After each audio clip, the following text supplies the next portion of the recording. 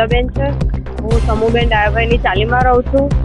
અમારા ત્યાં મારા કાકી જે થતા હતા એ અત્યારે હવે કંઈ બી નથી. એ દારૂનો અને ખૂબ જ ધમકીઓ આલે છે, હું મરી જઈશ, હું બધાને ફસાઈ દઈશ, હું પણ ફિનાઇલ પી લઈશ. વચ્ચે એમણે ફિનાઇલ બી પીધું હતું અને 4-5 દિવસ સુધી સિવિલમાં દાખલ પણ રહ્યા હતા.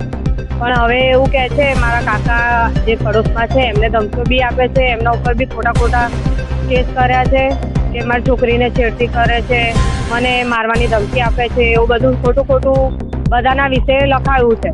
તો અમે અહીંયા આવ્યા છીએ કે ભાઈ હવે જેમ બને ના કરે અને અમને રહેવી બી ના જોઈએ. અહીંથી જ ભલે જાય ને જવું હોય ત્યાં જઈ શકે.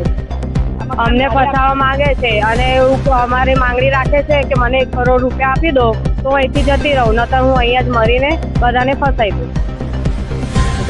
મારું નામ મંગુબેન સમૂહબેન ડાયાભાઈની ચાલીમાં રહું છું. બાજુમાં દારૂના ધંધા થાય છે.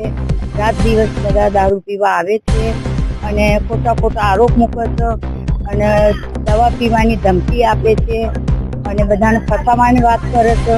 એટલે કાલે અમારી વહુઓ છોકરાઓ છે, બરોબર, આ રીતે અમારી ચાલીની અંદર થાય છે. એટલે પોલીસ ચોકીની અંદર અમે અરજી આપેલી છે, એની કાર્યવાહી